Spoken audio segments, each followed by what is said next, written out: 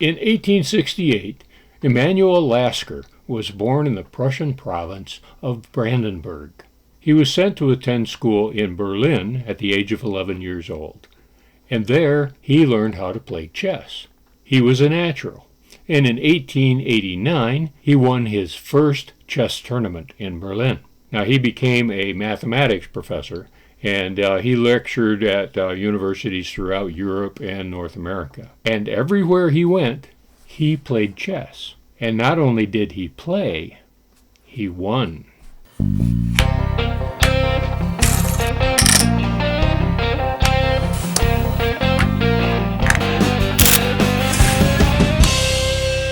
When Emanuel Lasker was living in America in the 1890s, he had the opportunity to compete in the World Championships, and so he took it.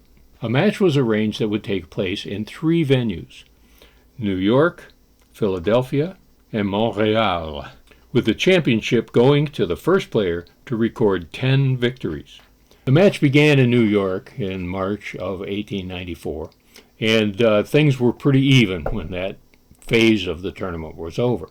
But then Lasker won 5 consecutive victories in Philadelphia, and finally he won his 10th victory in Montreal. That was on May 26, 1894. The crown was his. He was an undisputed rock star of the chess world. But he didn't actually play a lot of chess in the ensuing years. He returned to Europe and pursued his mathematics career and got married. And then in 1902, Lasker and his wife, Martha, moved back to the United States for a while. And Emanuel spent the next 5 years on the lecture circuit. But then they moved back to Europe in 1907, and Emanuel was immediately challenged for his title as world champion. He had held on to that title for years.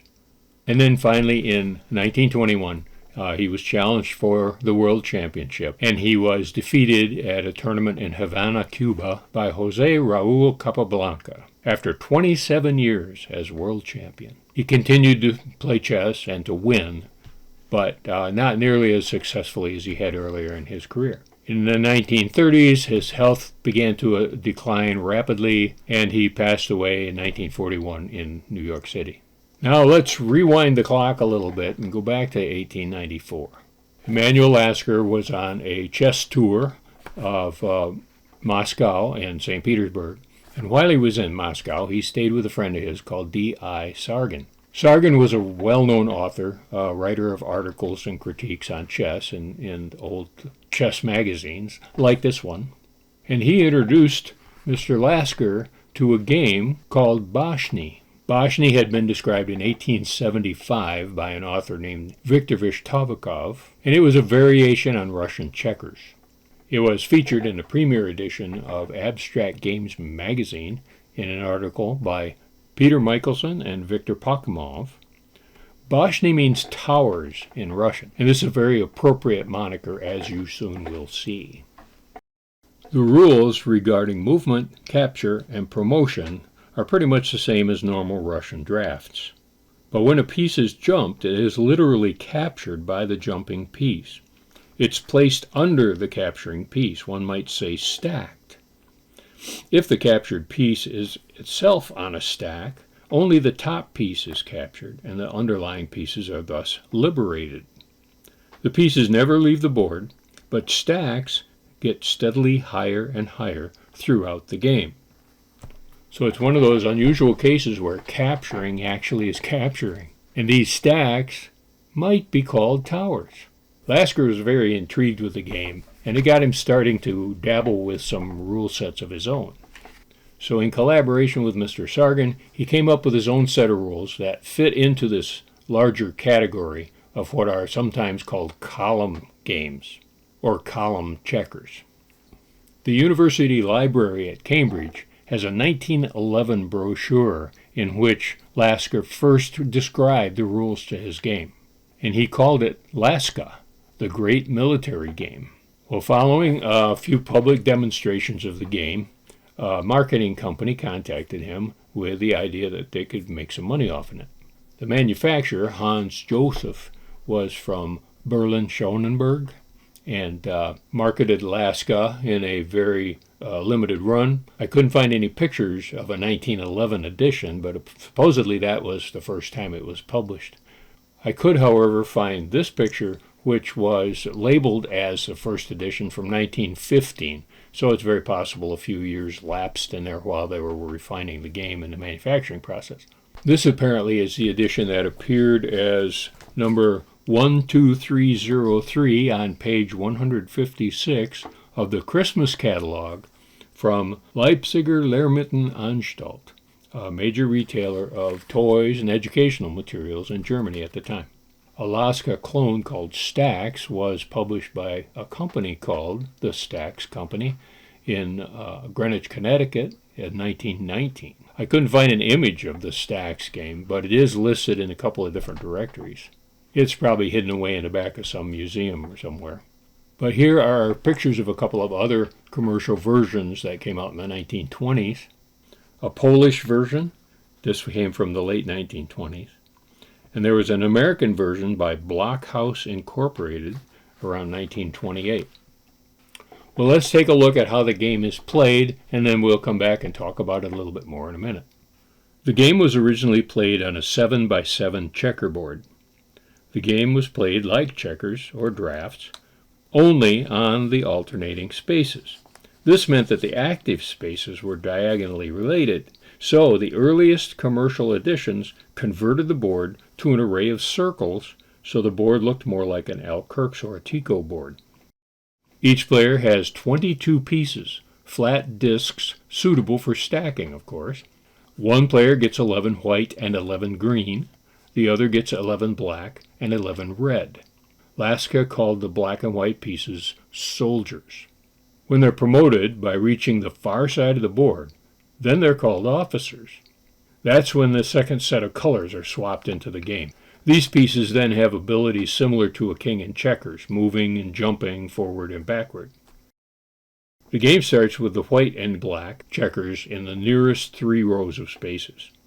The pieces move 1 space forward like checkers, and also make short jumps like checkers to a vacant space beyond their target. And like checkers, the objective is to capture all your opponent's pieces or trap all the pieces so they can't make a legal move, or until your opponent resigns. The biggest difference, like I said, was when pieces are jumped.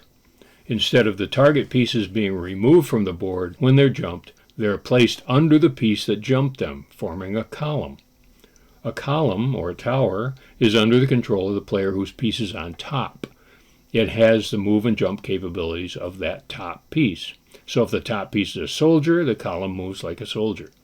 If the top piece is an officer, the column moves like an officer. If a column is jumped, only the top piece is removed to go under the column doing the jumping. Capturing is mandatory when possible. This means that a clever player may be able to force his opponent to capture several pieces of his color, then capture his opponent's piece from the top, leaving a powerful column composed of several pieces of his own color. You can play with the 4 colors like was shown in the animation there and promote to a different color. That's the way Lasker designed the game in 1911. But some later editions have bicolored pieces that are thick enough that you can see the 2 colored layers on the edge, and you flip them over when it's promoted so you can look at the side of the stack and tell what the rank of the pieces within that stack are. Of course, that can be very important in the game because when you capture the top piece, you kind of want to know what's underneath it. Apparently there's some house rules about repeating moves, that if you repeat the same move so many times, then the game's declared a draw, etc. There are probably some other house rules as well. But the game was really popular in the 1920s. In 1927, Lasker started a school for intellectual games, and it included, of course, Lasca, and chess and drafts and a whole bunch of other games that were popular at the time, including a lot of card games. Then Lasca associations were set up in various cities and universities and so on. And of course, tournaments and competitions were organized. Now, mathematicians really loved the game because of all the different kinds of mathematical probabilities and proofs they could come up with. They just do that. It's something that mathematicians do, I guess. Now, after Hitler took power in the 30s in Germany, the invention of a Jew, which Lasker was seen as verboten, and so his name and his game were officially stricken from the record. And unfortunately, the game was forgotten for many, many years.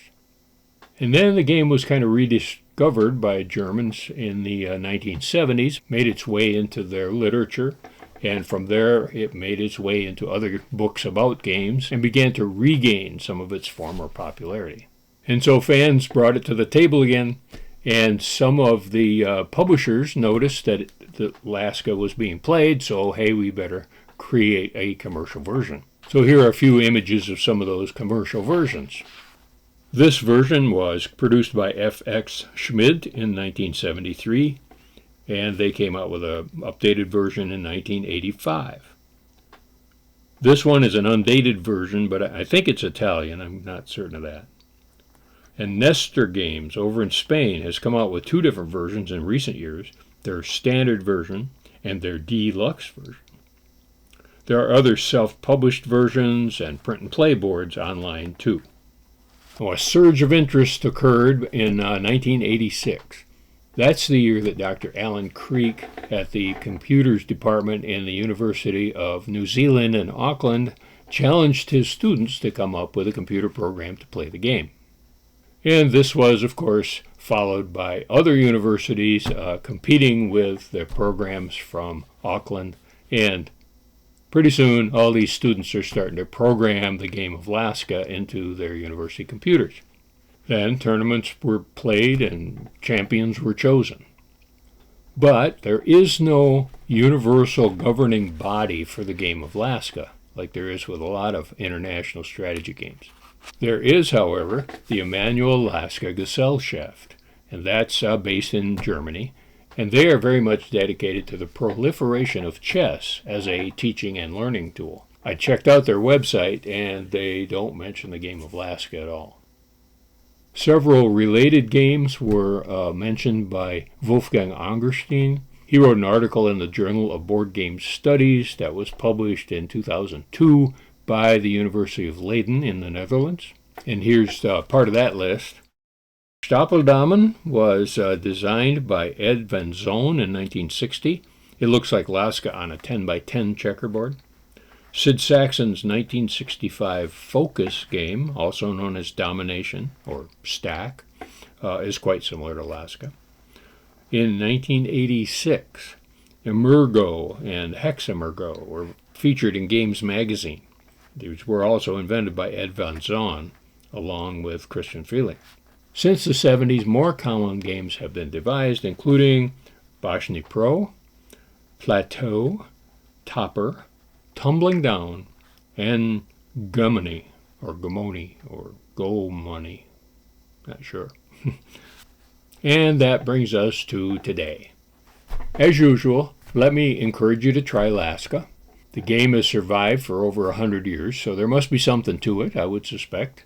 Maybe you can track down one of those digital versions and give that a try. Meanwhile, whether you play Lasca or you play chess, be sure to play every day.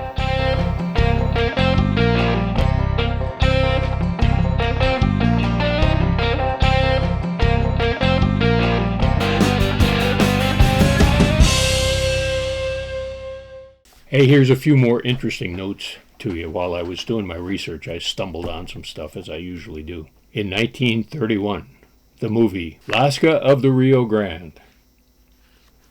I also found out that Lasca means love in Czech. And note that when you Google Lasca, the AI seems to think that you just misspelled the word Alaska. And that's artificial intelligence at work, making our lives easier at every turn, I guess.